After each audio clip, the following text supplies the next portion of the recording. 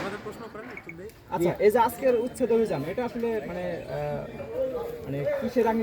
আচ্ছা, আপনাকে যেটা বলি, এটা আমরা যতটুকু জানি এই আমাদের কুড়িগ্রাম 4 আসনের সাবেক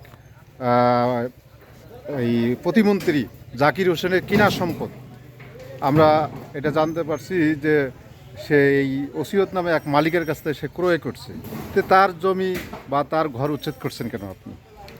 মূল বিষয়টা হলো আসলে ওটা না, আমাদের এখানে যে সম্পদটা সেটা হচ্ছে আমাদের 1 নম্বর খাস জমি, সরকারি সম্পত্তি। সরকারি সম্পত্তি হচ্ছে অবৈধভাবে যেই থাকুক, আমার মূল কাজ হচ্ছে সরকারি সম্পত্তি উদ্ধার করা। আমি আমার মূল কাজটা করছি। আর যার কথা বললেন, আসলে সরকারিভাবে নির্দেশনা আছে, তার নামে কোনো কিছু থাকলে এটা সরকার। আচ্ছা, এটা কি শুধু এটাই ওনার সম্পত্তিতে করা হবে নাকি পুরো যেটা আছে সেটা? আর যদি কোথাও থেকে থাকে তার সম্পত্তি, তাহলে তারগুলো হবে। আর যেগুলো আছে কিছু ব্যক্তি মালিকানা আছে, ব্যক্তি মালিকানা থাকলে তো আমরা আসলে কারোর জায়গায় হস্তক্ষেপ করতে পারি না, যতক্ষণ না আইনে কোনো আদেশ। ধন্যবাদ।